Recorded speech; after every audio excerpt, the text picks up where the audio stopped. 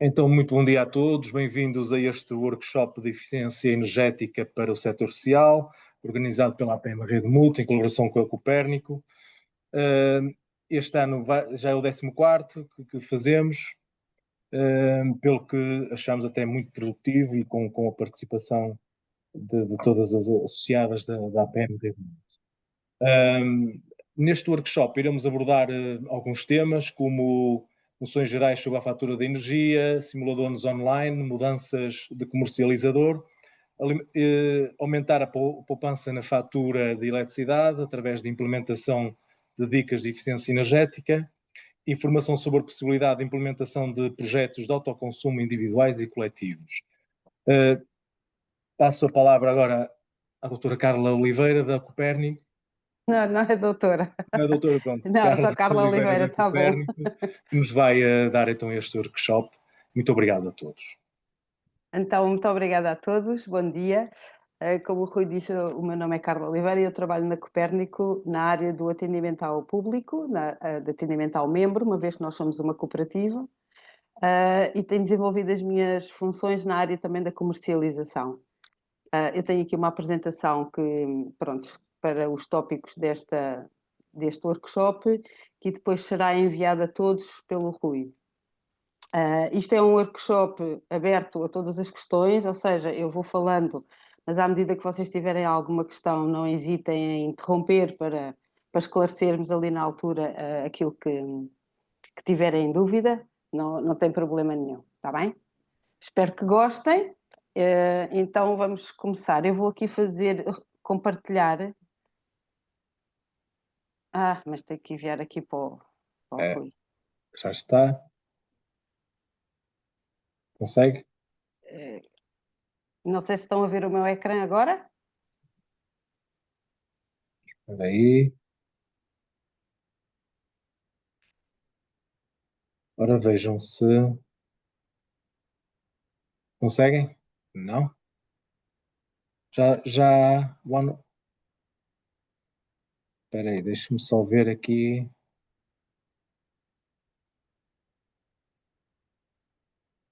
Ora, e agora? Não estou a ver. Eu já mudei aqui para multi-participante, share. Não. Esperem aí só um bocadito. Tá? Ok. Conseguem ver? Sim, senhor. Ok.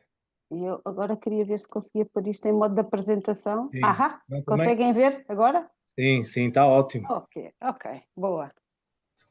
Então pronto, vamos lá então começar. A Copérnico é uma cooperativa que tem já 12 anos de existência, tem já mais de 6.400 cooperadores, entre cidadãos, organizações, pequenas e médias empresas. Começámos com a produção de energia renovável, ou seja, aquelas pessoas que se juntaram para fazer a cooperativa tinham a ideia de, através da produção de energia renovável, diminuir aquilo que era usado como energia fóssil. E então começaram a fazer projetos de produção, alugavam telhados de IPSS e faziam a central fotovoltaica e toda a energia que era produzida era vendida à rede. Depois, entretanto, os membros começaram a perguntar porque é que nós não fazíamos também comercialização de energia, fazia todo o sentido para eles, e então nós entramos no setor da comercialização e também temos os serviços de energéticos, ou seja, temos vários projetos europeus e realizamos os serviços de aconselhamento para os nossos membros. Perdão. Aquilo que eu estava a falar da produção resume-se nesta situação. Nós contactamos as entidades, os nossos membros investem as suas poupanças na realização desta central e com a venda da energia à rede nós depois fazemos a devolução do valor investido com juros. Hoje em dia o modelo é um bocadinho diferente, estas centrais já não podem fazer venda direta de energia à rede, porque os leilões começaram a ser todos juntos, ou seja, muita potência e pouca potência, ficou tudo junto e isso ficou, pronto, impossível para pequenos projetos como nós tínhamos. Então o que nós fazemos é investir na central, a entidade autoconsome a energia e até que o investimento esteja pago. Essa entidade paga o valor do kilowatt mais baixo que o valor de mercado para nós podermos devolver aos nossos membros o valor investido. Depois passamos para a área da comercialização, onde aquilo que nós tentamos fazer é pôr o cidadão no centro do setor energético, ou seja, o cidadão e qualquer outra pessoa, uma entidade, uma cooperativa, uma pequena empresa, em vez de pagar o valor que vê na fatura, que é um consumidor passivo, tem uma palavra a dizer no setor energético. Para isso é preciso que também haja informação e que as pessoas saibam exatamente aquilo que se passa e como funciona o setor energético. A Copérnico neste momento é comercializadora. A tentativa que nós fazemos, além da informação, é ter uma fatura onde as pessoas percebam o preço que estão a pagar e as componentes que são potência contratada e energia, o que é que faz aquele preço, quais são as variáveis que fazem aquele preço. E depois temos então a área nós não gostamos muito de chamar a formação, a área da informação sobre o que é que se passa no setor, tudo aquilo que nós temos a oportunidade de fazer para os nossos membros através dos projetos europeus. Pronto, temos feito algumas ações de formação, aí sim formação para câmaras municipais que querem formar os seus trabalhadores em determinadas áreas, como por exemplo os autoconsumos coletivos e os autoconsumos e as comunidades de energia.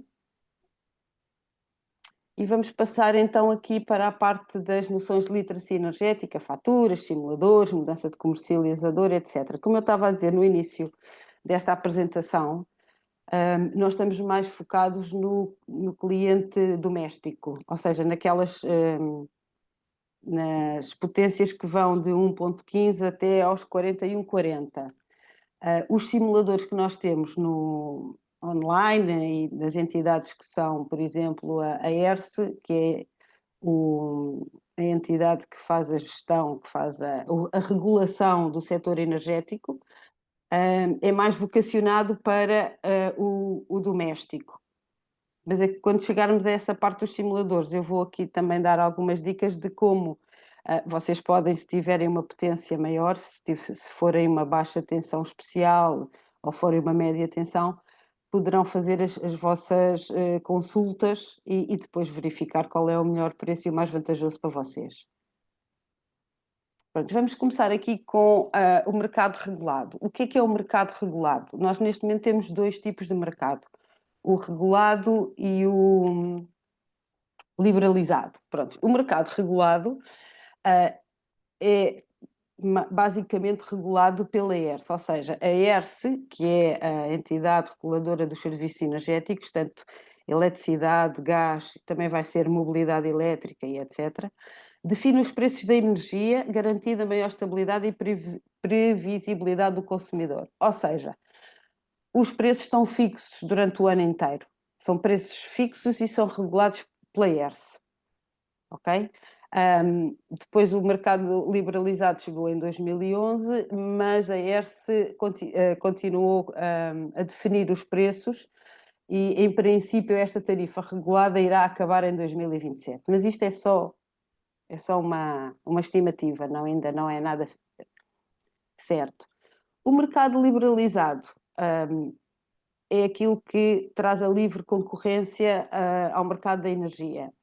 Os preços e as condições entre os diferentes operadores são aqueles que eles entendem, não é? Sempre regulado pela ERSE, isso não há qualquer tipo de dúvida, nós podemos fazer o que nós quisermos, mas tem que estar dentro sempre dos parâmetros, dos regulamentos e das leis que a ERSE aprova.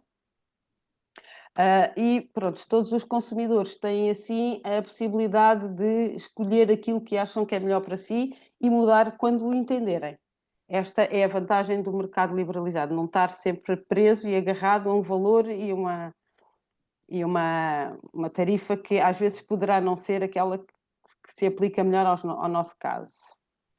Temos aqui uma fatura, que eu agora vou aqui tentar arranjar uma lupa para vocês verem melhor, porque eu não sei se vocês conseguem ver a fatura.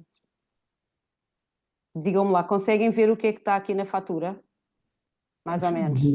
O que está escrito é difícil de ver. Pronto, mas é assim, aquilo que eu vos queria mostrar é mais ou menos como é composta uma fatura. Ou seja, geralmente a primeira página tem aquelas indicações do comercializador, dos contactos, dos valores a pagar, sempre discriminados dentro de caixinhas ou bolinhas, ou como cada um entender, porque a fatura é livre, o layout da fatura é livre para os comercializadores. Na primeira página geralmente tem esta parte dos dados do cliente, dos dados do fornecimento, ou seja, tem o código de ponto de entrega, que é uma das coisas mais importantes da nossa fatura, que é a identificação do nosso ponto de consumo. Não é o número do contador que define o local de consumo, é o código de ponto de entrega, que é o CPE. Tem informação da potência, tem o mix energético, tem, pronto, uma informação geral daquilo que é os nossos dados. Depois, na segunda página, é que vem então os detalhes da faturação. E era aqui que eu gostava de perceber como é que eu faço aqui uma lupa nisto, um zoomzinho nisto. E não sei. Pronto. Ai, já estou a fazer asneira. Não sei como é que isto se faz aqui. Pronto. Aqui o que acontece é uma... Deixa-me lá ver se eu consigo aqui aplicar aqui uma lupa. Isto é uma localização. Talvez cá em baixo aumentar o para mais, não?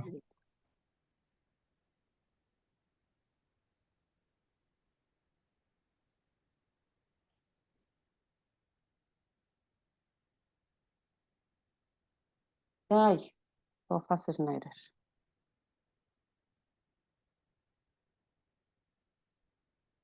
Assim já conseguem ver melhor?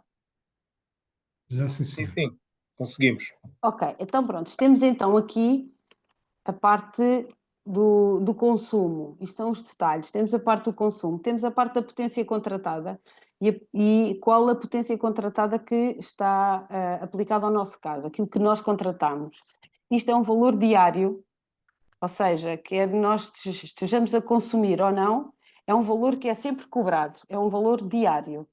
E depois temos a energia consumida, ou seja, aqui então sim o kilowatt, que é a energia que nós consumimos quando temos as nossas máquinas e as nossas coisas a funcionar. O preço da potência contratada tem duas vertentes. Tem a vertente da tarifa de acesso às redes, que é as TARs, ou seja, que é aquilo que nós pagamos para que a nossa energia possa chegar à nossa casa. E depois temos a margem do comercializador, que aqui neste caso tem a potência, aqui onde se lê acesso às redes, aqui as redes, é aquilo que nós pagamos para que a energia chegue à nossa casa. E depois a linha de cima é o valor que o comercializador põe como FII para também ter algum lucro neste negócio, que é um negócio de cêntimos. Depois, na energia que nós consumimos, também existe, no quilowatt-hora, também existe uma parte de tarifa de acesso às redes. E nós temos isso aqui destacado para que a pessoa perceba que o kilowatt custa-lhe um valor, mas depois tem associado a parte da tarifa de acesso às redes que vai aumentar aquele valor. Ou seja, não é linear. O valor do kilowatt não é só kilowatt, também tem valor de acesso às redes. Depois temos as taxas e os encargos, ou seja, isto é linear a todos os consumidores, a CAV, os IECs, todos estes impostos são lineares a todos os comercializadores. Onde quer que vocês tenham o vosso contrato, há sempre estes valores a pagar. e nós também depois temos aqui custos de sistema e custos de regulação que vão afetar também o valor do kilowatt. Ou seja, os custos de sistemas é aquilo que nós temos que comparticipar à REN pelo serviço que têm de manter uma rede elétrica estável e uma tensão de energia estável às nossas casas para tudo funcionar como deve ser. Estes custos são variáveis mensalmente. Depois temos também aqui o registro das leituras e o histórico de consumos, para a pessoa se ir apercebendo daquilo que são os seus consumos e como é que vão variando. As leituras, hoje em dia, geralmente todos os contadores estão já ligados em rede inteligente e têm a telecontagem ativa, quer dizer que nós não precisamos de fazer o envio das leituras, o nosso contador já faz o envio das leituras e assim os nossos consumos são faturados pelo consumo real e não pelo consumo estimado. Que antigamente havia muito esse problema, que as pessoas esqueciam-se de dar leituras e depois vinham estimativas e depois vinham acertos na fatura seguinte.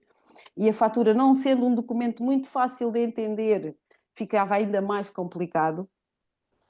E então, nesta altura, nós já temos quase todos os equipamentos a enviar as leituras mensalmente para o operador de redes, que é a Redes, que é a entidade que é dona dos contadores e que faz a gestão do fornecimento, da chegada da energia às nossas casas. Esses consumos são depois enviados para o comercializador, que tem a função de os faturar conforme o preço estabelecido e acordado com o cliente.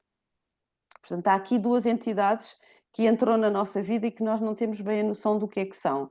Por um lado, há o operador de redes, que é a Redes, que é a entidade gestora da rede elétrica, ou seja, quando há uma avaria, quando há falta de luz e o vizinho tem luz e nós às vezes não temos luz, apesar de poder ser o quadro a disparar, a entidade a quem ligar para perceber o que é que se passa é a Redes, apesar de poderem fazer ao comercializador só para perceber o que é que se passa, e não havendo nada que o comercializador possa ter feito para que falte energia, a rede será a entidade a quem ligar por causa de uma avaria, de uma falha de energia, etc.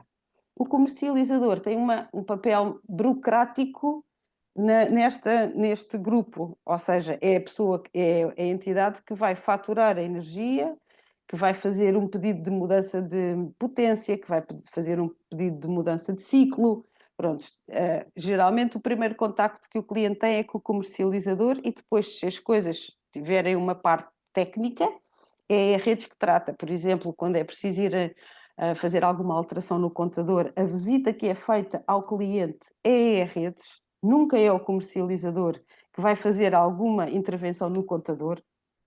Isso é preciso que fique bem claro, porque as pessoas às vezes confundem um bocadinho. Eu tenho contrato com aquela pessoa, porque é que não são vocês que vêm cá ver o meu contador? O contador, toda a parte técnica é da responsabilidade da E-Redes. E o comercializador pode ser a ponte entre o cliente e a E-Redes e esclarecer também o que é que se possa estar a passar com a sua eletricidade. Depois vamos passar aqui a falar um bocadinho sobre os tarifários que existem. Neste momento nós temos dois tipos de tarifários no mercado. Temos o tarifário fixo e temos um tarifário indexado. O tarifário fixo é aquele em que nós temos a certeza do que vamos pagar pela potência e pelo kilowatt o ano inteiro, se não houver nenhuma alteração. Às vezes há alterações, mas geralmente, e aquilo que é expectável, é que durante 12 meses o valor tanto do kilowatt como da potência se mantém sempre igual. É fixo, independentemente da hora do dia, de tudo o que possamos fazer. Tem alguns riscos e tem algumas vantagens. Ou seja, a fatura é mais simples de entender, porque como vamos ver no indexado, há variações do valor do kilowatt, e permite um maior controle sobre os gastos de energia sem a preocupação das flutuações do mercado. Estas são algumas vantagens. Em relação ao indexado, o que é o indexado? O preço do kilowatt, isto não se aplica à potência, aplica-se apenas ao quilowatt-hora. O preço varia conforme o mercado grossista, que é o OMIE. E este mercado, aqui está que varia a cada hora, mas neste momento já varia a cada 15 minutos. E isso significa que o preço do nosso quilowatt ao fim do mês está relacionado com uma média ponderada destas variações. E isto quer dizer que o valor do quilowatt que nós vamos pagar em janeiro é diferente do que vamos pagar em fevereiro, diferente do que vamos pagar em março. E o que é que acontece? Pode ser mais alto ou pode ser mais baixo, que é o que nós vamos ver aqui nos riscos e nas vantagens. Ou seja, o tarifário fixo, nós sabemos exatamente o que é que vamos pagar. No indexado, há umas horas que são mais baratas e há umas horas que são mais caras. Se o nosso contador for inteligente, que é a maior parte dos casos hoje em dia, a comunicação que vai ser feita é quantos quilowatts nós gastamos de 15 em 15 minutos. E esse kilowatt tem um valor.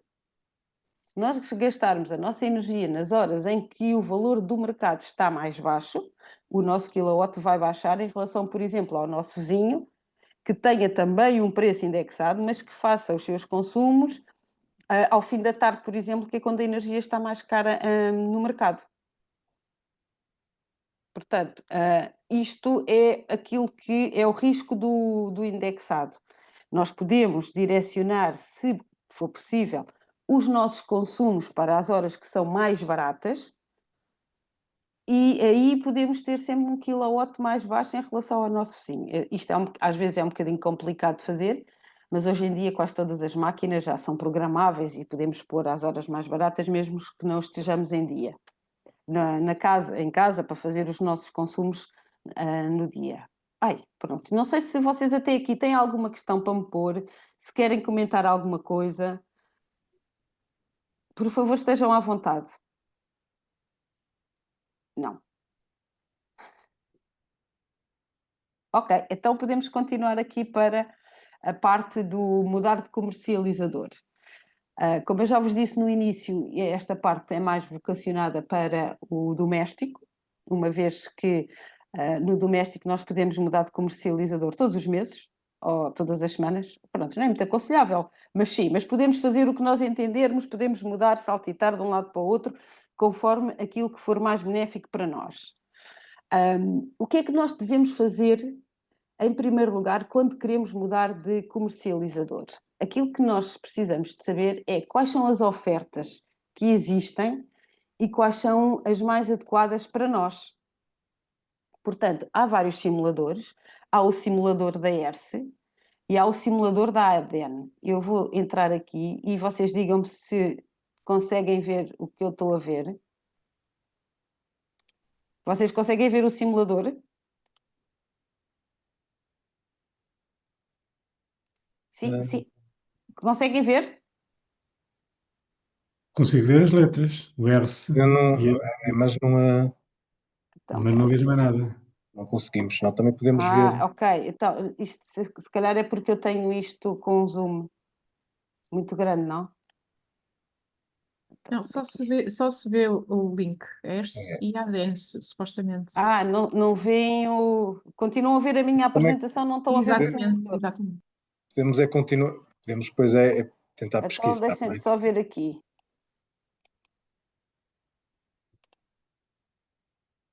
E assim? Não.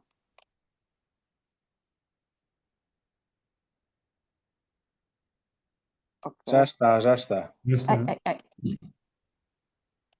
Ok, então isto é o simulador da ERSE. É a aparência que ele tem. E nós aqui podemos fazer simulações de eletricidade, gás e eletricidade e gás. Ok?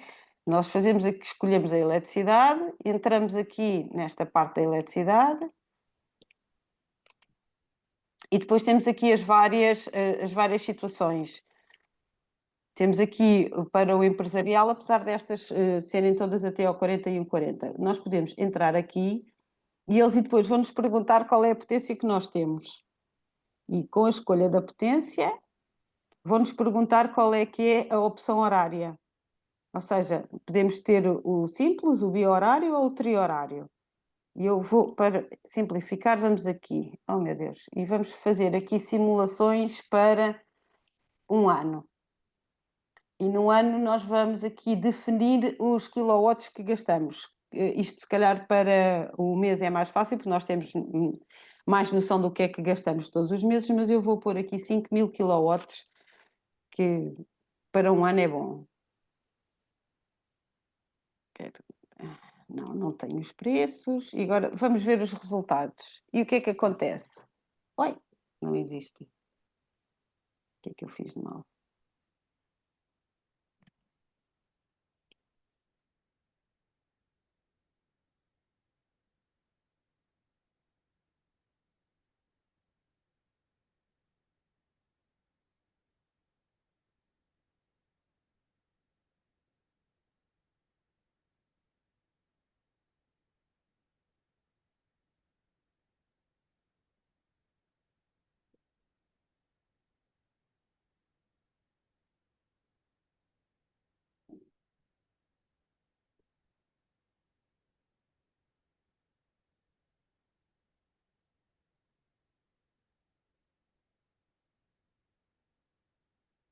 Bem, acho que fiz mal não ter posto para 12 meses. Vamos pôr um mês e vamos ver aquilo que ele aqui nos diz.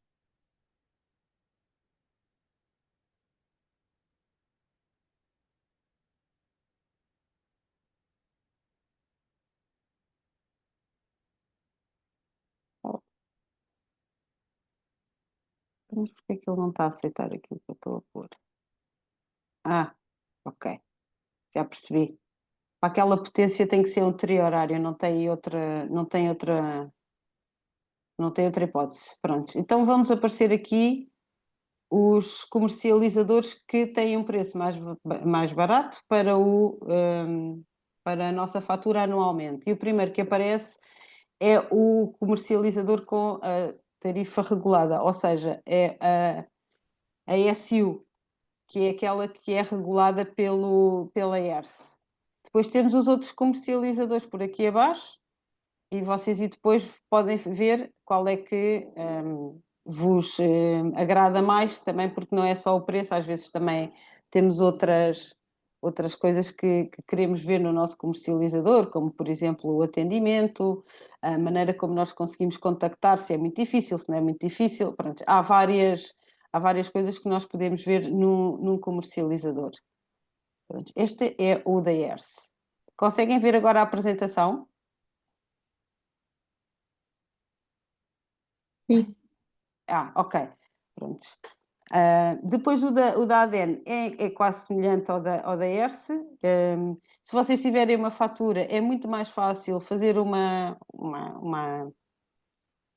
simulação muito mais fiável, não é? Porque têm noção de quanto é que gastam por mês, ou se tiverem os consumos do ano anterior, podem ver os consumos do ano anterior, o que é que gastaram e fazer uma simulação muito mais fiável do que aquela é aquela que nós fizemos agora só para ver como funciona. E agora? Que dúvida é que geralmente nos surgem quando a pessoa quer fazer uma mudança de comercializador? A primeira de todas é logo se há alguma possibilidade de ficar sem energia elétrica. Depois é sobre o pagamento da fatura. Se é preciso pagar, se há hipótese de o último comercializador faturar e o primeiro também estar a faturar os mesmos períodos. Se há necessidade de informar o comercializador onde estamos de que vamos sair e quanto tempo é que geralmente demora a ficar o contrato ativo com o comercializador para onde nós queremos mudar. Portanto, a resposta à primeira questão é logo que não. Quando há uma mudança de comercializador, isto é um processo burocrático, só se torna um processo técnico se nós alterarmos as características, como por exemplo a potência ou o ciclo horário, e mesmo nestas alturas não há interrupção do fornecimento de eletricidade. O que nós vamos fazer é passar um contrato para o outro comercializador, e é um processo que decorre automaticamente e não há interrupção de fornecimento nestes casos. Em relação ao pagamento das faturas, o último dia que vocês pagam no comercializador anterior é exatamente o último dia que estão com eles. Se vocês ativarem no dia 30, o dia 30 já é pago ao novo comercializador. Há ali um corte de período de faturação. A Redes envia os consumos até ao dia 29 para o anterior comercializador e a partir do dia 30 já será faturado pelo novo comercializador. O que é que acontece muitas vezes? Acontece que as faturas do último comercializador chegam uma semana ou 15 dias já depois de estarmos ativos com o primeiro. Isso pode causar alguma confusão. O que nós temos que fazer é olhar bem para o período de faturação que é referente àquela fatura, não é? Para nós percebermos se há mais algum dia após a ativação com o outro comercializador. Pronto. Isso é a única coisa que nós temos que ver e perceber que naquele mês se calhar vamos pagar 2 contas ali mais juntas do que seria normal, mas não estamos a pagar a mais, dias a mais. Em relação à mudança de comercializador, se temos ou não que avisar com antecedência o antigo comercializador. Não há necessidade de fazer um pré-aviso de mudança. Ou seja, a informação chega ao comercializador que nós temos, do qual vamos sair, através do operador logístico de mudança de comercializador, que é a entidade responsável por fazer estas trocas. Não é preciso fazer qualquer tipo de comunicação, a menos que tenhamos uma fidelização. E nos BTNs, na baixa tensão normal, há algumas fidelizações. Há aqueles contratos que a pessoa tem de imaginar apoio para uma avaria elétrica, coisas desse género. Isso representa uma fidelização. Qualquer serviço extra que nos seja faturado na fatura, nós tivemos que aceitar essas condições de alguma forma. Podemos não ter noção delas, mas tivemos que as aceitar de alguma forma. E isso condiciona o nosso contrato a um determinado tempo. Portanto, é sempre preciso ver se há alguma condição dessas. Caso não haja, a mudança é feita e não é preciso avisar. No caso da baixa tensão especial e da média tensão, é normal haver uma fidelização dos contratos. E é normal porquê? Porque são entidades que têm maior consumo e quando o comercializador vai fazer a compra de energia, geralmente faz já uma compra de energia a pensar nos consumos futuros. Pronto, e vai reservar ali uma energia para aquele contrato. Se, por exemplo, a pessoa sai a meio do contrato, o comercializador fez um investimento, comprou mais energia do que aquilo que era preciso, e isso é uma sobrecarga para o comercializador. Portanto, deve haver sempre uma fidelização, geralmente há sempre uma fidelização, nem que seja de um ano. Neste caso, o que nós precisamos de fazer é perceber qual é a nossa fidelização, perceber com quanto tempo de antecedência temos que avisar o comercializador cessante e depois fazer então a passagem.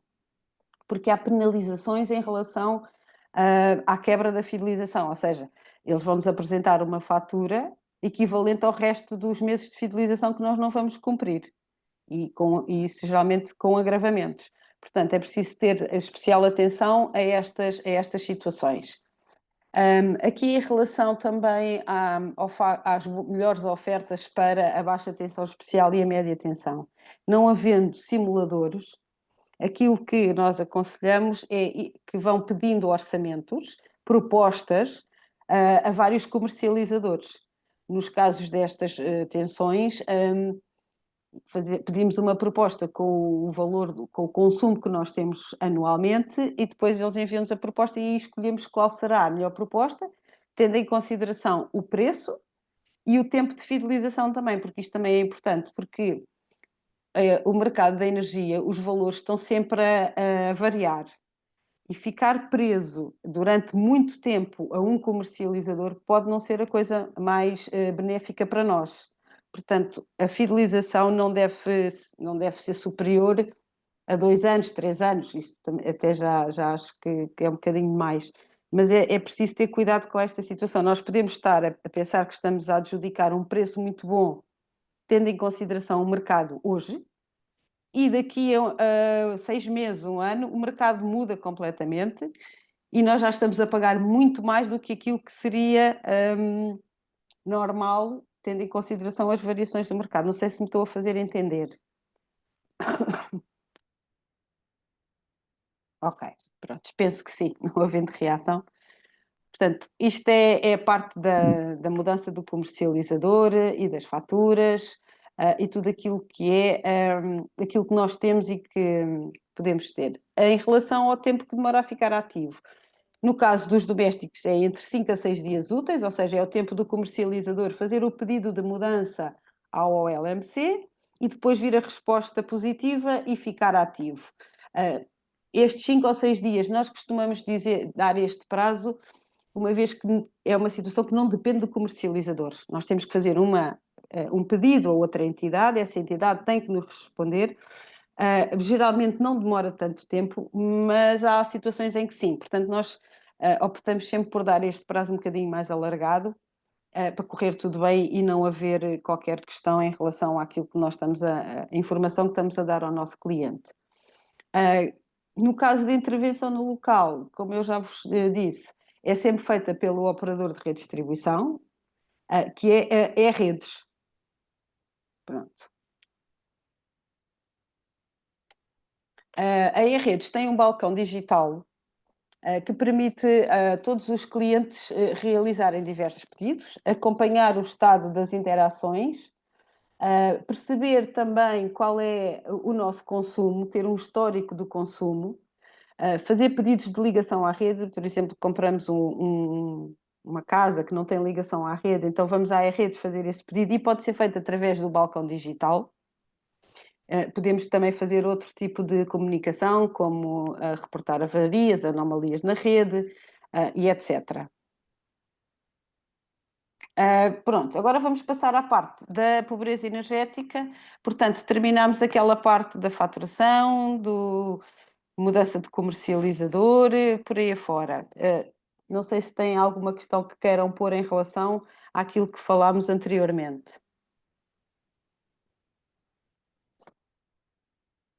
Pronto, Não. acho que não. Obrigada, Carla. Acho que não. Ok, então vamos falar um bocadinho da pobreza energética. O que é a pobreza energética? A pobreza energética é uma situação que está presente em toda a Europa e em Portugal também.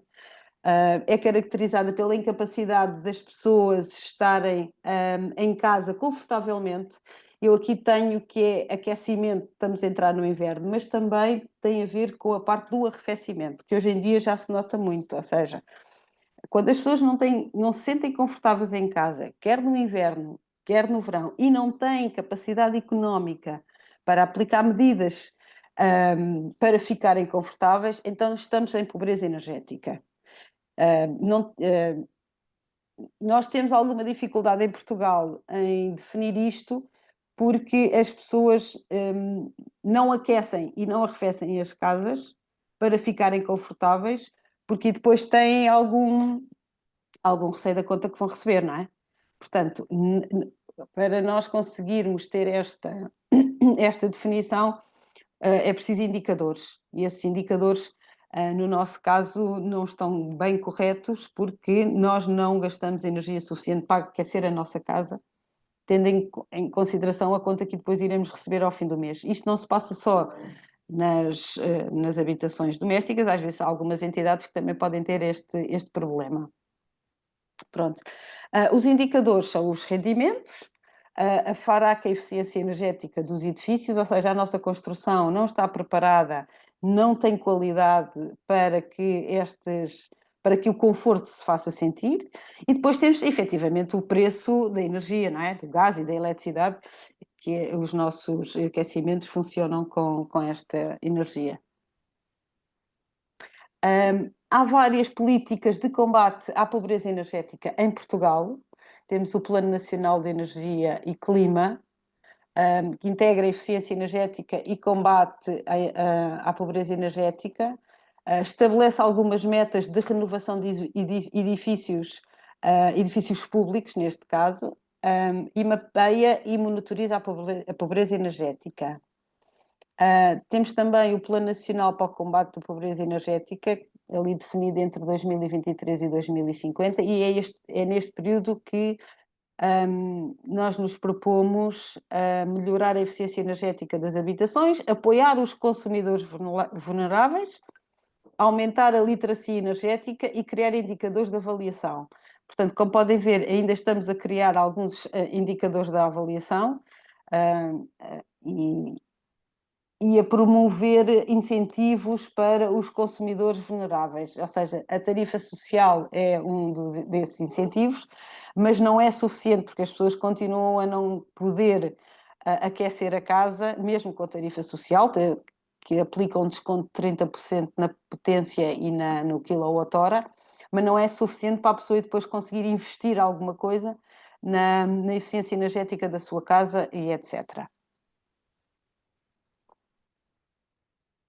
Isto aqui mostra-nos um gráfico da evolução da área dos edifícios renovados.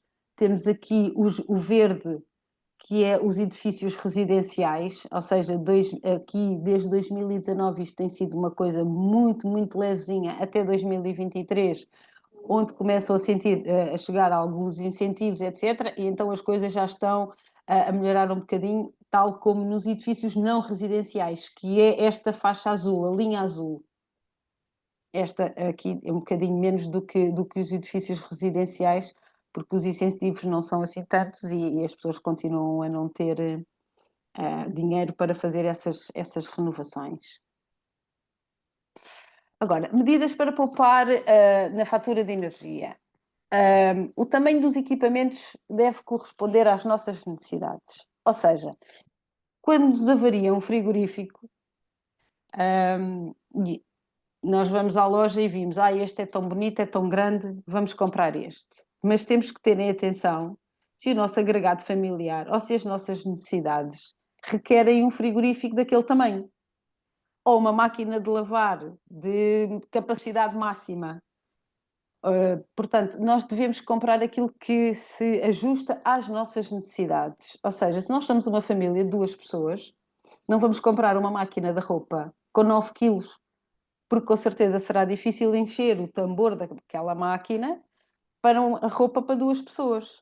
Portanto, podemos comprar uma máquina de 6 quilos, uma máquina mais pequena, que será mais eficiente para a nossa situação, assim como o frigorífico. Se forem 2 pessoas, não é preciso ter um frigorífico gigante que vai estar a maior parte das vezes vazio ou mal cheio, não é? Não por necessidade económica, porque a pessoa não tem capacidade de consumir tanto. E cada vez que a pessoa abre o frigorífico, o ar entra e vai ocupar todas as zonas que não estão ocupadas. Portanto, vai aquecer o interior do frigorífico e aquilo vai ter que depois começar a trabalhar para voltar à temperatura que nós temos definida. Portanto, convém ter alguns cuidados com o dimensionamento, por assim dizer, do nosso equipamento. Pronto. O frigorífico tem várias condições. A distância a que está das paredes é muito importante, porque por trás é feita a refrigeração e se o ar não conseguir ali entrar e renovar, vai ser uma subcarga para o arrefecimento. Verificar se as borrachas estão sempre em bom estado. Geralmente as borrachas são a primeira coisa que começa a sentir o peso dos anos e do abrir e do fechar, e vai depois perdendo calor.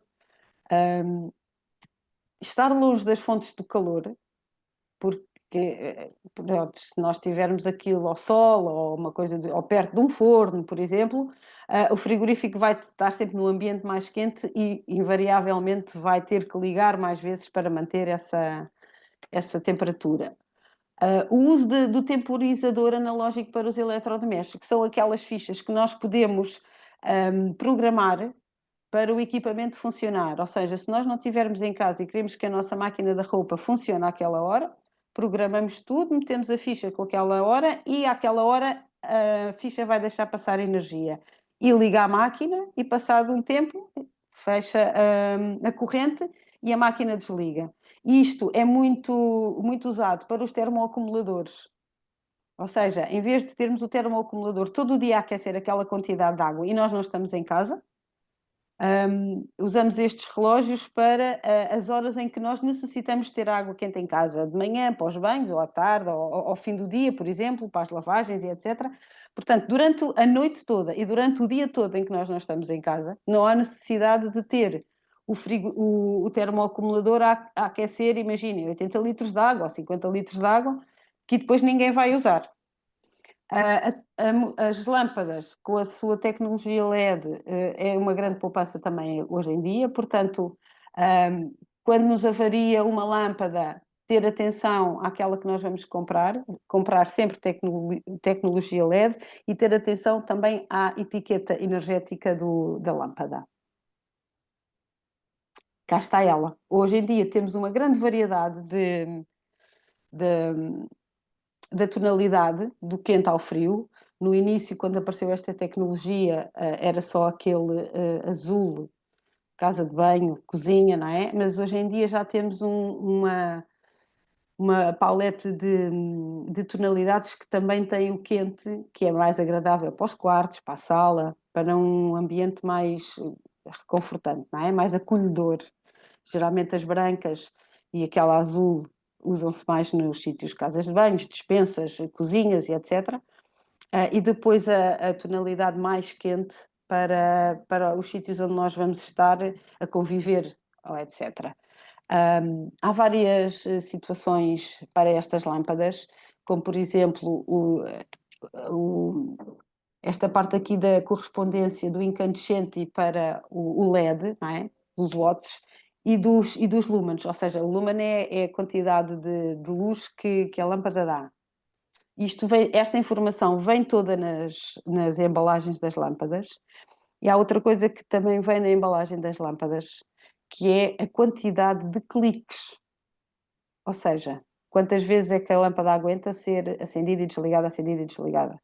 Portanto, há umas que são mais apropriadas para os sítios onde nós entramos e saímos muitas vezes, casas de banho, corredores, despensas, não é? A gente entra na despensa, liga a luz, sai, fecha. Portanto, essa quantidade de cliques tem que ser maior do que aquela que nós compramos para um quarto ou para uma sala, que são sítios de maior permanência.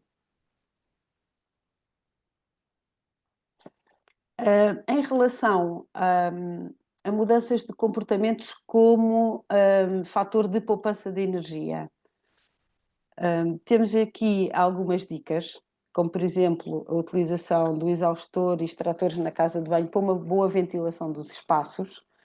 A escolha do ciclo horário também é muito importante, ou seja, dependendo da nossa vivência, podemos adotar ou um ciclo simples, ou seja, que o quilowatt é faturado todo ao mesmo valor, independentemente de ser de dia, à noite, sábados ou domingos. Depois temos o biorário que nos divide o valor em dois, ou seja, durante o dia a energia é mais cara e durante a noite a energia é mais barata, ou seja, durante o dia onde há mais procura por parte das grandes empresas e das indústrias, a energia tende a ser mais cara e depois à noite, quando há menos procura, tende a ser mais barata. Portanto, se nós tivermos a oportunidade de passar os nossos consumos para as horas em que eles são mais baratos, temos então a possibilidade de ter um horário, um biorário, que pode ser diário ou pode ser semanal, e também há a hipótese do triorário.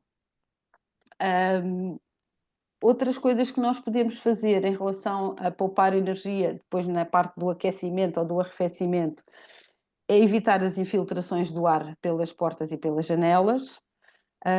As proteções que nós podemos pôr nas janelas para o frio ou para o calor, ou seja, as persianas, as portadas, aquelas cortinas que existem agora que se chamam blackout, ou seja, que não deixam passar o sol, não deixam passar a luz do sol no verão, depois no inverno nós podemos tirar. Apagar as luzes nos compartimentos sem ocupação, ou seja, apesar da nova tecnologia LED nos informar que são lâmpadas que gastam muito menos, elas gastam na mesma. Ou seja, não é porque nós temos uma lâmpada LED que podemos deixar a lâmpada acesa o dia todo, ou podemos ter tudo aceso em casa e não estar ninguém nas divisões, Portanto, apesar da tecnologia ser uma tecnologia que nos permite gastar menos, isso não significa que esteja tudo aceso, não é? Fazer a limpeza e manutenção dos equipamentos para o aquecimento, fazer também aquela limpeza das grades do frigorífico, eu estava a falar há bocado, a parte de trás do frigorífico tem aquela grade que faz a dissipação do calor e convém estarem sempre limpas, porque se tiverem o pó é mais difícil de acontecer e é provável que o frigorífico possa avariar-se, porque tem sempre a máquina a trabalhar. E verificar então também a etiqueta energética quando vamos fazer a aquisição de novos eletrodomésticos. As etiquetas energéticas foram alteradas há pouco tempo. Nós tínhamos aqui dos eletrodomésticos o A+, o A++ e o A+++. Portanto, isso foi tudo alterado. Agora é tudo A, B, C, D. Tudo mais fácil, de mais fácil percepção para o consumidor. Portanto, a nossa nova etiqueta diz-nos logo se é muito eficiente e por ali abaixo, não é? Os encarnadinhos já são os menos eficientes. Portanto, ter sempre grande atenção à etiqueta energética quando vamos fazer a aquisição de novos equipamentos. Vamos passar agora a falar das nossas renovações energéticas, ou seja, são medidas que podem ajudar a nossa casa, o nosso edifício, a ficar mais eficiente. Pronto, temos aqui um bocadinho o enquadramento e noções gerais do edificado. Os nossos edifícios são responsáveis por cerca de 40% do consumo total da energia da União Europeia, e este setor é responsável por cerca de 36% das emissões de CO2. E isto inclui o uso de energia nos edifícios de emissões operacionais e da produção e transporte de emissões embebidas. Isto, pronto, é só noções a partir das quais nós depois temos que olhar para as metas da neutralidade carbónica até 2050, que é aquilo que está definido no Pacto Ecológico Europeu. Aqui peço desculpa. Enquadramento e noções gerais do edificado. A renovação energética é um conjunto de ações e melhorias que podem ser realizadas nos nossos edifícios com o objetivo de aumentar a sua eficiência energética. Podemos fazer o isolamento térmico do telhado com aquelas placas que agora já não são lã de vidro, mas que são lã de rocha, que vai fazer o isolamento do ar que vai passar das telhas, não é? Temos o isolamento térmico das tubagens, ou seja, os nossos canos da água quente devem ser isolados para não perder calor durante o trajeto por dentro das paredes, não é?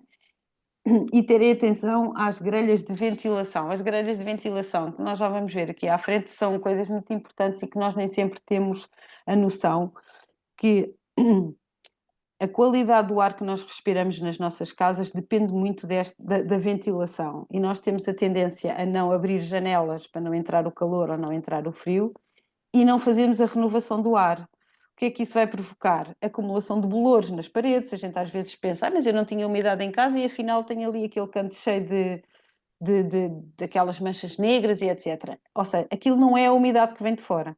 Aquilo é a condensação que acontece dentro da nossa casa. Porque nós não fazemos a renovação do ar convenientemente. E isto aplica-se tanto às nossas casas como às entidades, por exemplo, onde vocês trabalham e que vocês representam, não é? Portanto, a ventilação é uma das coisas mais importantes dentro de uma casa. Há já uns aparelhinhos muito económicos que podem comprar nos supermercados, nos hipermercados, que são uns medidores da qualidade do ar, que nós podemos pôr na nossa casa e ir vendo a escala que ele lá nos indica, quando é que se está a aproximar de um ar já saturado, etc. Portanto, esta parte da ventilação é muito importante na nossa qualidade do ar que respiramos nas nossas casas ou nos sítios onde trabalhamos, etc. Não é? Isto não se aplica só às nossas casas, nós passamos se calhar mais tempo no sítio onde trabalhamos do que em casa. A certificação energética também dos edifícios é uma coisa que existe para nos poder dar indicações de como nós temos a nossa casa. Geralmente as pessoas não fazem isto a menos que queiram vender uma casa ou alugar uma casa, etc., porque isto agora é obrigatório nas transações dos imóveis, mas isto também pode ser um bom indicativo daquilo que nós temos na nossa casa. Ou seja, que melhorias é que nós poderemos fazer, quais as melhores melhorias a fazer para que a nossa casa fique mais eficiente. Peço só desculpa interromper aqui um Nada, bocadinho. diga. As novas construções já têm regulamento que obriga a ter eficiência energética. Portanto, a construção já tem que cumprir, a nova construção já tem que cumprir com determinados requisitos de eficiência, né? Ok. Claro que isto é para as casas antigas ou antes, mas agora não há. Sim, as casas antigas, pronto, isso aqui não, mas por Projetos exemplo, são alterados se não cumprirem determinados critérios ao nível da eficiência energética, a ventilação e tudo, toda a componente envolvente do edificado. do edifício, ok. Pronto, mas então aqui nós podemos aplicar àquelas que já existem e que não tinham nada dessas. Exatamente.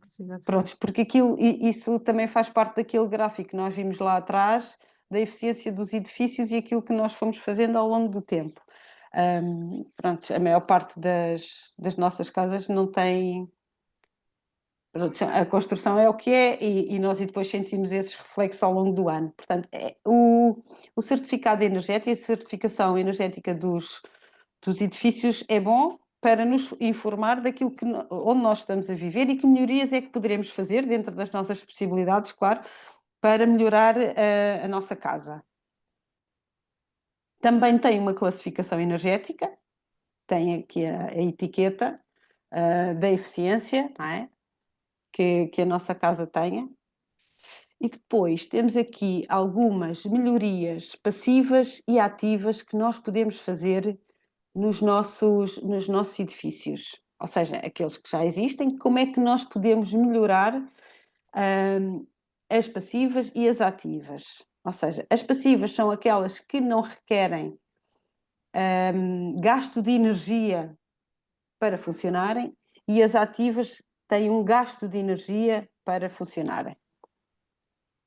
Portanto, as passivas têm a ver com as renovações das casas, ou seja, o revestimento das paredes com a lã de rocha, o ensombramento das partes da casa ou do exterior que nós queremos ver um bocadinho mais arrefecidas, ou seja, a colocação destas parreiras para ensombramento desta fachada da casa vai evitar que o sol bata de chapa e que aqueça, não é? Temos também aqui o revestimento em capoto do edifício e a aplicação das janelas. Atenção, que as janelas têm que ter castelharia ventilada. Não importa termos uma janela XPTO do mais caro que há no mercado, quando nós as fechamos, vai estancar todo o ar dentro da nossa casa e não havendo ventilação vai acontecer aquilo que nós estávamos a falar há bocado, da condensação dentro da nossa casa e criação de bolores. Portanto, janelas XPTO, sim senhor, mas ventiladas. Eles põem uma grelhazinha que nós podemos abrir e o nosso ar vai ser sempre renovado com aquelas grelhas. Isto é extremamente importante. Portanto, há também na construção das casas, vocês veem aqui esta imagem que tem aqui uma seta azul dentro do edifício, ou seja, na construção nós já podemos prever um fluxo de ar natural dentro da casa, com janelas e com ventiladores e etc., com ventilação, e o ar vai entrar dentro da nossa casa, vai renovar, vai arrefecer ou vai aquecer a nossa casa. Isto são tudo medidas passivas, são medidas que não requerem energia para funcionar. Outras medidas que nós temos aqui são alguns isolamentos térmicos que nós podemos pôr nas nossas casas, o aglomerado de cortiça, temos a tal lã de rocha, o poliestireno expandido, moldado, pronto. Todos estes elementos térmicos podem ajudar-nos a pôr a nossa casa, pôr o nosso edifício mais estruturado em relação à eficiência energética e às renovações energéticas. Mais medidas passivas. Por exemplo, há esta que nós podemos pôr nos sótãos. O sótão não habitado pode ter um revestimento que não deixa passar o frio para baixo.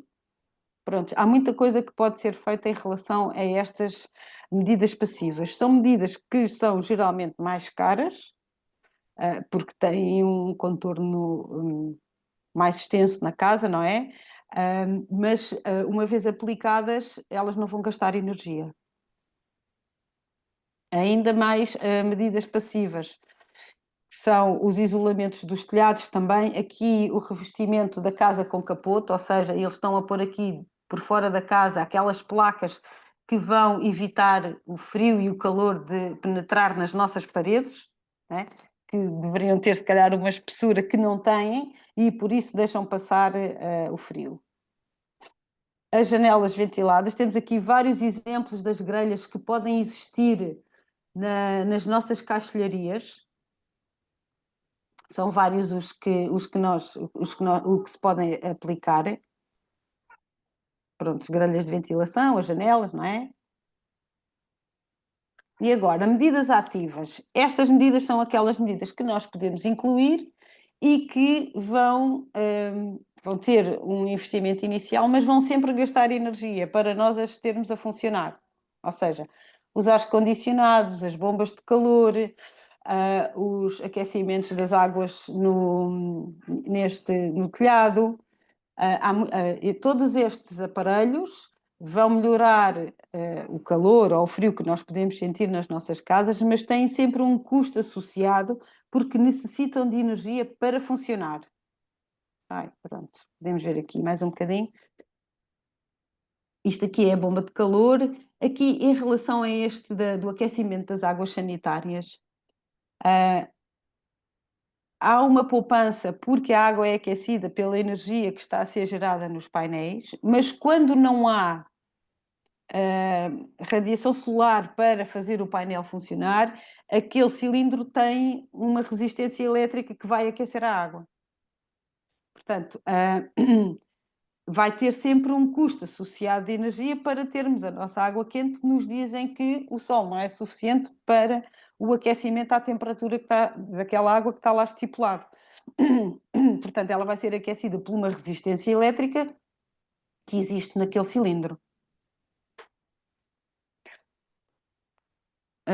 Pronto, em relação a estas medidas, se não tiverem nenhuma questão, vamos passar para o próximo assunto. Eu não sei se vocês têm umas horas muito rígidas para terminar. Nós estamos aqui a talvez um quarto de hora daquilo que o Rui tinha falado comigo.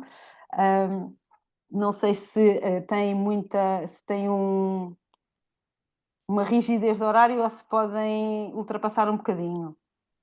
Mas vou tentar ser o mais breve possível, também, sem deixar de falar das coisas que são também importantes, não é?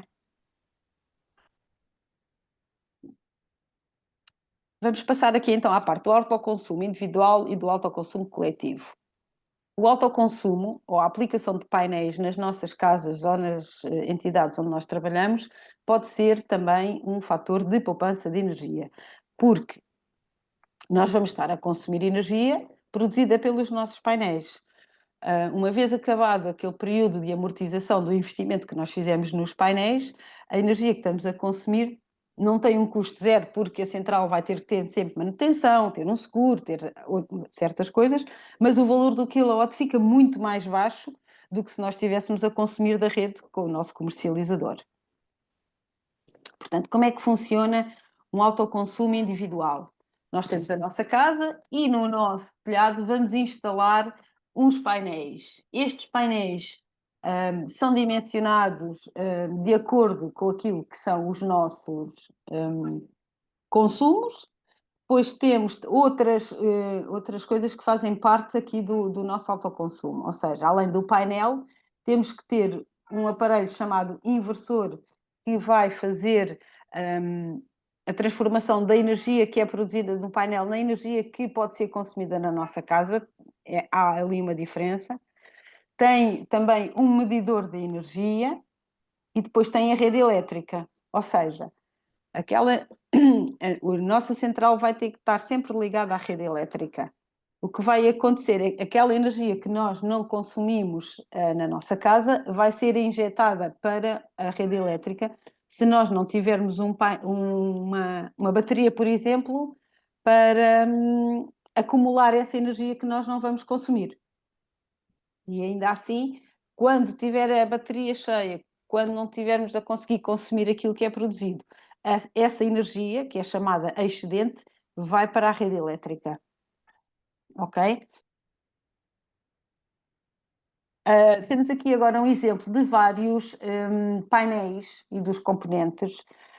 Depois temos aqui também as características e os prós e os contras de cada painel, para nós poder pedir um orçamento e perceber aquilo que eles nos estão lá a dizer, ou seja, que vão instalar um monocristalino ou um policristalino ou um amorfo e nós percebermos exatamente o que é isto e quais são os prós e os contras destes três painéis.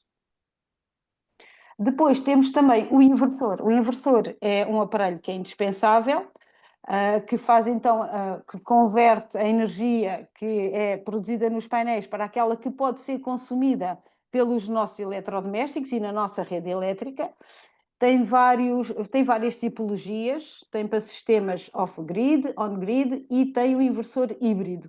Isto depois são características do inversor. Há uns que podem trabalhar quando não há energia, como foi, por exemplo, o caso do apagão, se as pessoas que têm painéis ficaram sem energia também, porque o inversor precisa de energia para funcionar, e precisando de energia para funcionar, não havendo energia, não funciona, e aquela energia que é produzida no painel não passa para a nossa rede elétrica. Portanto, há inversores híbridos que têm uma pequena bateria, que têm um sistema que depois consegue manter a funcionar para a energia que está a ser consumida no painel entre na nossa casa e nós não fiquemos sem energia. Não é linear. Sim, diz. Por acaso questionei um vizinho que tinha isso, os painéis, e de facto fiquei a perceber o porquê. Ele meter agora meter energia. Mas imagina, se ele tivesse um sistema de baterias e tivesse um inversor híbrido, ele poderia estar a consumir a energia das suas baterias enquanto o apagão estivesse a decorrer, não é? Sem corte de energia. Mas não tinham. Mas mesmo tendo bateria, se não tiver um inversor que possa funcionar com uma bateriazinha, não ia ter energia. No entanto, estes inversores e estes sistemas são mais caros e não é linear que tudo funcione com aquilo que nós estamos a produzir nos nossos painéis. Ou seja, pode dar para ter uma luz acesa, ou pode dar para o frigorífico não ir abaixo. Mas não é linear que nós consigamos sobreviver àquelas horas todas que tivemos só com o painel, não é? Porque depois a luz vai diminuindo, o sol vai diminuindo, a produção vai sendo menor e voltamos a uma situação igual à das outras pessoas. Bem. Carla, não sei se está a falar connosco, mas tem o microfone desligado.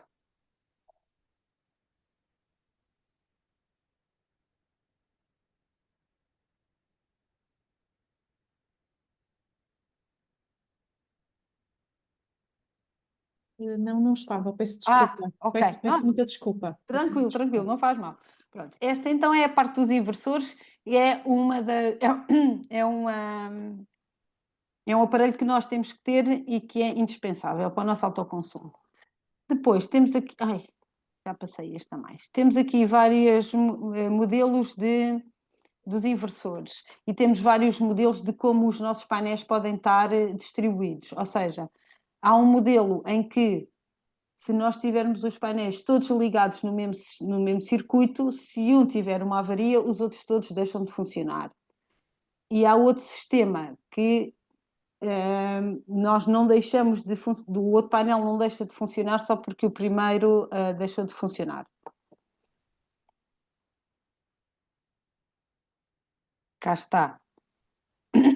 E depois tem a monitorização dos painéis, ou seja, os painéis são células fotovoltaicas e algumas podem avariar-se, algumas podem não estar a produzir, e nós temos que ter algum aparelho que nos dê indicação de como é que as coisas estão a funcionar para podermos solucionar com a maior rapidez possível este tipo de problemas para que a nossa produção seja a mais otimizada possível. Depois aqui temos um gráfico para percebermos o que é o consumo e o que é a produção e o que é o excedente. Ou seja, aqui esta faixa azul que nós temos é o consumo que nós fazemos na nossa casa durante o dia. E depois os nossos painéis começam a produzir a uma determinada hora, que é quando o sol aparece, não é? E vão tendo um crescendo até ali, o máximo é aqui por volta das 14, 13, é o máximo da produção. Pronto. O nosso consumo e a nossa produção, aqui onde eles se juntam, é quando nós podemos estar a consumir aquilo que o nosso painel está a produzir. Ou seja, é naquele período que nós devemos pôr as nossas máquinas a trabalhar e fazer o nosso maior consumo para aproveitar toda a produção dos nossos painéis. Aquela parte mais amarela, só amarela que nós vimos aqui, nos 40 kW por ali, este amarelinho, só amarelinho, é o nosso excedente. Ou seja, é aquela energia que nós estamos a produzir e não vamos conseguir consumir e que vai ser injetada na rede. Portanto, esta energia pode ser vendida, podemos ter um contrato de venda de excedentes, daquela energia que nós não consumimos, ou noutra situação pode ser partilhada, que é o que nós vamos ver também já daqui a bocado. Pronto, como eu disse, está a ver aqui o autoconsumo, que é esta zona mais sombreada, e depois o excedente... Desculpa, Carla, mas também se pode guardar, não é? Também se pode guardar Pode guardar, se tiver baterias, pode fazer Exatamente. o carregamento das baterias, o que vai ter... Com esse amarelo. É que vai ter menos excedente. Certo. Mas e ter menos excedente é aquilo que nós queremos, ou seja, o excedente é aquilo que nós não conseguimos consumir e que depois vai para a rede elétrica. E o contrato de venda de excedentes não é uma coisa que nos dê muito, não é uma coisa muito rentável. Não, a energia não é comprada ao autoprodutor a um preço muito bom. Portanto, quanto menos excedente nós tivermos, melhor, porque quer dizer que a nossa instalação foi dimensionada corretamente para os consumos que nós temos durante um ano. Prontos, queremos colocar então os nossos painéis e o que é que devemos ter em consideração para a definição dos nossos painéis? O consumo da nossa habitação, ou seja, o nosso perfil de consumo anual, que nós podemos ir ver no balcão digital da E-Redes, é uma das informações que nós podemos consultar lá. Qual é o espaço que nós temos disponível na nossa cobertura? A exposição e a inclinação do telhado, porque nós temos uma inclinação que é melhor para a captação dos raios solares. E depois temos então aqui a indicação de como podemos aceder aos nossos consumos. Aqui nós temos, além do link para o balcão, temos também um tutorial de como fazer o registro na E-Redes. Nós temos aqui o exemplo do cliente particular, mas pode ser um cliente empresarial e não tem problema nenhum. Prontos. Temos aqui também a explicação de como aceder, como nós e depois podemos ver onde é que são feitas estas coisas. E temos também umas ferramentas online que, se nós tivermos interesse e se formos assim um bocadinho autodidatas, podemos ir ver quantos painéis cabem e como é que nós podemos pôr os nossos painéis, etc., na nossa casa. Isto funciona com aquelas coisas, imagens de satélite do Google, portanto, é uma ferramenta fácil de usar para quem tiver algum interesse em perceber como é que isto funciona e como é que pode ser feito. Mais ferramentas online com os dados de produção que depois as nossas centrais têm. Isto são coisas que depois vocês podem explorar, não me vou alargar muito aqui nestas explicações. Prontos. E agora, para o dimensionamento, algumas recomendações que nós temos. O sistema fotovoltaico deve ser dimensionado para a maioria da energia ser autoconsumida, ou seja, toda aquela que é produzida, a maior parte deve ser autoconsumida. O sistema deve estar dimensionado para ter, no mínimo, um autoconsumo de 60%. É boa prática ver o perfil de consumos no dia do inverno e outro no verão, para nós percebermos como é que é melhor ser feito o nosso dimensionamento. O valor abaixo deverá ser equacionado num sistema de baterias, ou seja, depois temos que ver qual é o custo da aquisição das baterias, porque isto pode duplicar o vosso investimento nesta central. E o autoconsumo é recomendado entre os 70% a 85%. Portanto, as baterias são ainda uma tecnologia bastante cara, portanto, convém perceber se nós e depois vamos fazer ou temos o retorno no menor curto espaço possível. Depois, os procedimentos de registro da nossa unidade de produção de autoconsumo, que é o PAC, têm a ver com a potência instalada da nossa central. Isto também são coisas que são geralmente feitas pela pessoa que faz a instalação da central, ou seja, não teremos que ser nós a fazer todos estes procedimentos. Geralmente são as pessoas que fazem, as empresas instaladoras que fazem estes procedimentos. Depois, no autoconsumo individual, recomendações e critérios de análise para escolher o fornecedor que nós vamos adjudicar, não é? Temos que ter sempre, no mínimo, os 3 orçamentos da praxe, não é? Isto toda a gente já sabe. O valor da proposta em euros e sem IVA. Hoje em dia, o valor do IVA já passou para os 23%, até aqui era 6%, mas pronto, agora já passou para os 23%, e depois ter em consideração todas estas indicações que nós temos aqui. Ter em consideração também se inclui material e serviços e se foi feita ou não uma visita ao local. A visita ao local é sempre muito importante, não há nada como ir ao local e perceber onde é que vai ser instalada a central, como é que é o telhado, quais são as características do telhado, ou seja, porque nós podemos achar que o nosso telhado está super preparado para ter os painéis e depois não está, porque a estrutura do telhado pode não ter capacidade para aguentar os painéis e a estrutura onde os painéis vão estar assentes. Há toda uma panóplia de coisas que podem acontecer e que, se a pessoa não for fazer uma visita ao local, nunca vai ter noção. Depois chega lá e diz, afinal, isto vai ficar mais caro porque temos que fazer assado ou temos que fazer cozido, etc. Há muitas coisas que podem influenciar depois custos a mais naquilo que é o orçamento que nós estávamos à espera. Eu depois vou deixar aqui algumas marcas dos módulos fotovoltaicos, de inversores e dos contadores de produção, só para vocês terem noção daquilo que existe em mercado e poderem ver até preço e coisas do género, e terem noção daquilo que vos podem pôr nos orçamentos e que vos podem indicar, não é? E depois, como é que funciona aqui esta parte do autoconsumo individual? Portanto, o PAC, que é a Unidade de Produção de Autoconsumo, está associada a um ponto de consumo, ou seja, ao nosso CPE de consumo. A energia produzida é aproveitada pelo ponto de consumo e caso a energia produzida seja menor que o consumo, vamos buscar a energia à rede. Vamos então buscar a energia que circula na rede e daquele contrato que nós temos com o nosso comercializador. Portanto, não produzindo, não vamos ficar sem energia porque temos sempre a rede como nosso backup.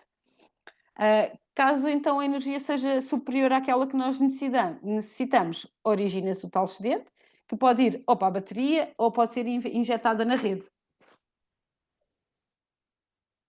Autoconsumo coletivo. Aqui é que nós depois podemos colaborar com os nossos vizinhos. Ou seja, se a nossa produção pudesse ser consumida por mais do que um ponto de consumo. Pronto. Como é que funciona então um autoconsumo coletivo? Ou seja, um autoconsumo coletivo tem várias pessoas a consumir a energia que é produzida pelos painéis, ok? E o que é que nós precisamos ter em consideração para se chamar um autoconsumo coletivo? Tem que ter 2 ou mais pontos de consumo, tem que ter uma proximidade, ou seja, os pontos de consumo têm que estar próximos uns dos outros, tem que ter os contadores inteligentes ativos. É necessário que haja um regulamento interno para definir como vai funcionar este autoconsumo coletivo, porque, como vocês estão a ver aqui, há pessoas que podem ter diferentes consumos de energia, diferente partilha, ou seja, há uma pessoa que recebe 25%, há outra que recebe 25%, mas há outra que poderá receber 50%. Pronto, e tudo isto vai estar definido num regulamento interno. Tem que haver uma EGAC, que é a entidade gestora do autoconsumo, e tem que haver um projeto de instalação, não é? E temos que perceber aqui o que é autoconsumido e o que é a produção que vai ser então o excedente partilhado. Pronto. Como é que funciona? A UPAC está associada a mais do que um ponto de consumo. Se a UPAC coletiva estiver ligada a um CPE só, a energia é primeiro autoconsumida nesse ponto, e depois o excedente é que é partilhada pelas outras pessoas que fazem parte do autoconsumo coletivo ou da comunidade de energia. Caso o PAC esteja ligada diretamente à rede ou à coluna montante de um condomínio, a energia produzida é partilhada por todos os membros pelos coeficientes de partilha que estão definidos pela entidade gestora. Ou seja, os painéis diretamente ligados à coluna do prédio têm logo uma ligação direta para a casa das pessoas e depois elas vão consumir aquilo que ficar definido no regulamento interno e pela EGAC. Portanto, é assim que funciona a partilha da energia. A energia é produzida, é autoconsumida neste ponto e depois tem a partilha de excedentes para um ou mais CPEs e depois, se ainda houver excedentes, vai entrar na rede pública novamente. Ok? Portanto, o dimensionamento faz toda a diferença, não é? Quanto melhor dimensionado estiver, menos excedentes e depois entra na rede pública. Temos e depois o outro exemplo, que é a partilha diretamente do painel para várias casas, ou seja, está ligada à tal coluna montante, e depois o excedente entra novamente na rede pública. Ou seja, aqui eles estão a consumir, dividem o painel conforme for definido no regulamento interno e cada um recebe aquela quantidade de energia. E aquilo que não for consumido vai novamente para a rede. O que é que nós precisamos de ter para fazer um autoconsumo coletivo? Em termos técnicos, temos de ter um contador ligado à rede inteligente. Na altura em que nós fazemos o registro do autoconsumo coletivo, se nós não tivermos um contador ligado à rede inteligente, a redes vem fazer a troca do contador e vem fazer a ligação à rede inteligente. Temos que ter a proximidade entre os pontos de consumo. Temos que ter a tal entidade gestora do autoconsumo, que é quem gere o autoconsumo, e temos o regulamento interno que define como é feito o autoconsumo, em relação às partilhas, em relação a como é que a pessoa entra no autoconsumo, como é que a pessoa sai, todas essas situações, quanto é que cada um investe, se houver famílias em situação de vulnerabilidade, como é que essas pessoas podem ser integradas neste autoconsumo, pronto, tudo isso, todas essas questões estão definidas no regulamento interno. Isto são os contadores que nós temos que ter para poder ter um autoconsumo, não é? Os analógicos, que eu acho que já poucos existem, não podem funcionar, não podem ser usados para isto. E temos aqui um link que vos pode levar e mostrar os vários contadores inteligentes que existem, não é? Apesar de serem a redes que vai fazer todas estas trocas. Atenção, não somos nós que fazemos a troca dos contadores. Depois, o autoconsumo coletivo tem esta questão da proximidade. Em relação à baixa tensão especial e à baixa tensão normal, o BTN e o BTE, os postos de consumo têm que estar a menos de 2 km ou ligados no mesmo posto de transformação. Esta situação do ligado no mesmo posto de transformação tem a ver com as localidades que têm baixa densidade populacional, ou seja, elas estão ligadas ao mesmo posto de transformação e esses postos às vezes incluem casas a mais de 2 km. Portanto, é uma exceção que existe para os territórios de baixa densidade populacional. A média tensão tem que estar a uma distância de 4 km e depois a alta tensão a 10 km, ou então ligadas todas na mesma subestação. Entidade gestora do autoconsumo coletivo. Quem pode ser? Pode ser uma pessoa singular ou coletiva, por exemplo, os autoconsumos acontecem muito nos condomínios, e pode ser um morador do prédio que se ofereça para ser a entidade gestora, ok? E pode ou não ser o consumidor. Geralmente os condomínios agora também são geridos por entidades externas, também pode ser essa a entidade externa que vai fazer de entidade gestora do autoconsumo. Pode ser autonomeada ou eleita, como as pessoas decidirem, e a função que tem é representar os autoconsumidores perante os outros atores do Sistema Nacional, no Sistema Nacional de Eletricidade. No caso de ser constituída uma comunidade de energia renovável, que é a SER, esta EGAC tem que ser uma entidade legal, tem que ser uma empresa, uma cooperativa, uma associação, mas tem que ser uma entidade legalmente constituída, não pode ser uma pessoa singular. E agora? Pronto. Quais são as atividades que a EGAC faz no autoconsumo?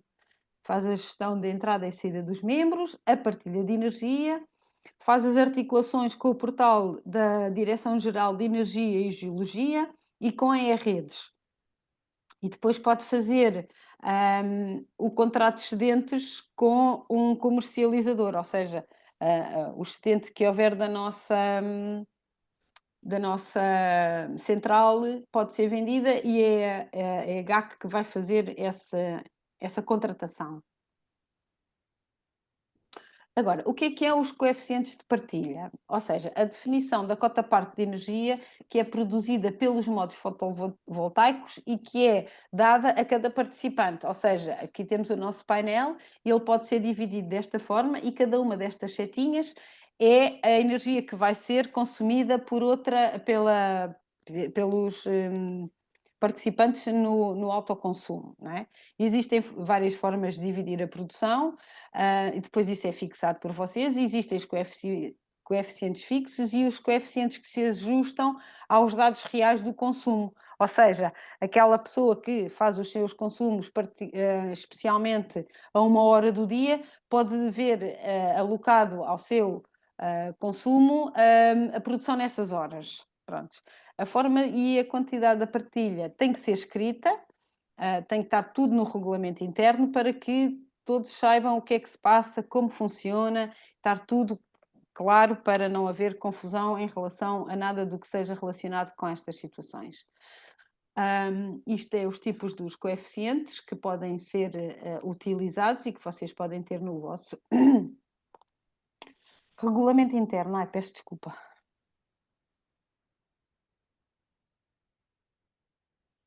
Portanto, aqui temos a maneira como podem ser calculadas os tipos de coeficiente, como é que elas podem funcionar e como é que elas depois são dadas essa informação ao comercializador de energia, porque isto vai aparecer uma poupança na vossa fatura da energia.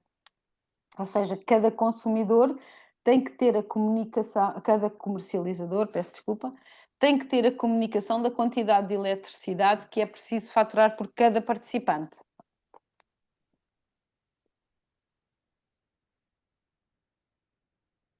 Pronto, no regulamento interno nós temos todas estas situações, como é gerida a entrada e a saída dos membros, como tomamos as decisões, que função tem a pessoa coletiva, como partilhamos a nossa energia. É isto que tem que estar explícito no regulamento interno. Isto, temos um exemplo de regulamento, nós disponibilizamos aqui também um link para o que é disponibilizado pela ADN, o que nos ajuda também depois a construir o nosso, ok? Podemos adotar as coisas que eles têm lá conforme o nosso caso.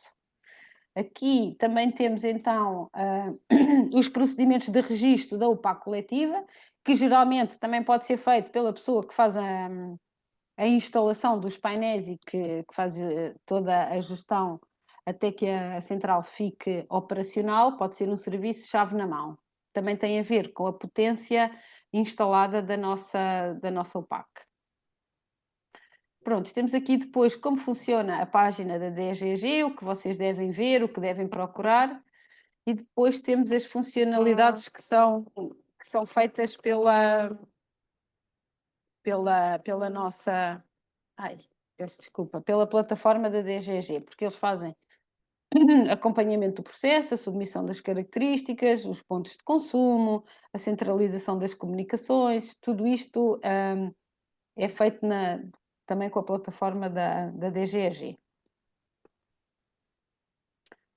Recomendações. As UPACs devem estar registadas no portal, a IH que já deve estar definida e nomeada. Depois temos aqui os passos necessários, que são para fazer essa situação. E agora vamos poder falar aqui um bocadinho, aqui 2 minutos, sobre os projetos de investimento da Copérnico. Como eu disse no início, a Copérnico tem uma vertente de investimento onde os seus membros podem aplicar as suas poupanças. E o que é que nós fazemos? Nós instalamos então as centrais fotovoltaicas nas coberturas de entidades do terceiro setor. A entidade vai consumir o quilowatt a um valor mais reduzido que teria no seu comercializador durante a vigência do projeto. Isto são os projetos que nós, neste momento, já temos concretizados, são 44 projetos, que equivalente a 2,7 megawatts peak e 2 milhões de euros investidos pelos nossos membros. São vários pontos do país, aqui na área de Lisboa é onde há mais centrais. Temos também 8 na zona do Algarve, 7 ali no Porto e ali depois no interior temos 4. Estes são alguns dos nossos parceiros na produção e nestes projetos que nós fazemos. Temos a cooperativa, a Câmara Municipal de Mangualde, a Cooperativa Agrícola de Mangualde também. Temos esta escola em Faro e temos aqui uma situação de um parque de estacionamento fotovoltaico que é em Montemor. Os nossos parceiros são cooperativas, IPSS, fundações, escolas, municípios e algumas empresas que são nossos membros. O nosso modo de financiamento é através dos nossos membros, ou seja, nós abrimos os investimentos apenas aos membros da Copérnico, eles recebem os juros anuais pelo investimento, temos um contrato de suprimentos que fazemos com eles, a associação recebe então um valor da eletricidade a um preço mais baixo e no fim do contrato o sistema fotovoltaico para autoconsumo é entregue à entidade sem qualquer custo. Durante este projeto, que pode ser de 10 anos, de 8 anos, 12 anos, a Copérnico faz toda a manutenção e é responsável por tudo o que diz respeito à central. Ou seja, a entidade não tem qualquer custo pelo facto da central estar nos seus telhados a produzir energia. A Copérnico trata de tudo. E depois, a partir da altura em que a entidade fica com o autoconsumo. Então, a partir daí, já é uma gestão feita por essa entidade. As vantagens que nós temos para os nossos parceiros é a estabilidade do custo da energia durante a vigência do contrato, ou seja, o contrato tem valor por quilowatt-hora e é esse valor que vai ser durante todo o contrato. O aumento da independência energética para a entidade que vai acolher o projeto, ou seja, tendo aquelas devidas cautelas em relação aos inversores e essas coisas, poderão estar mais salvaguardados, por exemplo, no caso de um apagão. Pode, durante este período, também amealhar para depois pôr um sistema de baterias, não é? Há muita coisa que pode ser feita com esta poupança. A transição para a energia verde também é uma questão e há metas que têm que ser atingidas até uma determinada altura, e isto pode ser também uma ajuda até para as entidades terem ver a sua pegada reduzida. E outra coisa que tem algum peso é também a parceria com uma entidade de iniciativa cidadã, ou seja, a Copérnico promove o interesse comum, tem os seus membros para os quais trabalha e para os quais faz as suas atividades e, pronto, tenta que eles tenham uma palavra a dizer no mercado da energia. Chegamos ao fim. Espero que não tenha passado muito do vosso tempo. Eu vou deixar aqui estes e-mails, é o e-mail geral da Copérnico e depois o e-mail da produção, ou seja, o e-mail da produção é o sítio onde vocês podem mandar algumas questões ou fazer algum tipo de perguntas em relação a esta parte do autoconsumo coletivo, autoconsumo individual, projetos de produção da Copérnico, etc. Pronto, eu agora vou interromper aqui a partilha e voltamos aqui a estar todos no ecrã. Gostava de ter algum feedback vosso sobre a apresentação. Eu sei que isto é um bocadinho intensivo, por isso, se quiserem agora dar algum feedback antes de nós desligarmos, estejam à vontade. Foi uma formação bastante abrangente. Pronto, a maior parte dos conceitos eu já os detenho, mas também deu para aperfeiçoar mais alguns aspectos. Está bem estruturado, a apresentação foi bem estruturada e no sentido também de tentar motivar as instituições a optar portanto, este tipo de atividades ligadas mais à cooperativa, não é? Parece ser uma boa aposta. Obrigada, Carla. Se mais alguém quer participar? Posso participar eu? Posso ligar? Sim, sim. Sim. Não. É assim, eu Sim. gostei muito da apresentação. Estou a fazer ouvir. Estou a Sim. fazer ouvir? Ok. Gostei da apresentação. Fiquei um bocadinho mais à vontade nesta situação e estive aqui um bocadinho desligado, não sei porquê, e penso que perdi ali um bocadinho na parte do consumo individual. E precisava de fazer uma pergunta. Eu tenho na minha casa painéis solares e tenho um sistema para ver qual é a produção e qual é o consumo. E há uma certa altura em que eu estou a produzir mais do que estou a consumir, mas em simultâneo estou a consumir da rede. Há aqui uma anomalia qualquer ou será mesmo assim? Mas Isso não, as questões técnicas passam aqui um bocadinho ok. ao lado. Mas, no entanto, uma das coisas que pode fazer é contactar a pessoa que fez a instalação dos seus painéis e perceber exatamente o que é que se pode estar a passar nessas alturas. Ok, está bem. Okay, Porque eu muito acho obrigado. que eles, pronto, tendo conhecimento técnico do equipamento e da maneira como as coisas estão aí orientadas, eu acho que são as pessoas indicadas para poderem ajudar nessa situação. Caso eles não consigam, há sempre a possibilidade de falar com a redes e perceber exatamente o que é que está ali a acontecer no momento em que está a produzir e está a ir buscar energia à rede na mesma altura. Ok, muito obrigado. De resto, Nada. e para concluir, gostei muito da sua apresentação. Obrigada. Muito obrigado por isso. Não sei se mais alguém quer colocar alguma questão, senão iremos encerrar esta. workshop. Mais alguém? Muito obrigado, Carla, Ok, pela então vá. apresentação, não é? Muito obrigada eu pelo convite. Pela participação e a vossa presença também. Desejando uma boa semana de trabalho a todos. Obrigada. Boa semana. Então vá. Muito obrigada, boa semana. Obrigado. Boa semana para si. Obrigado.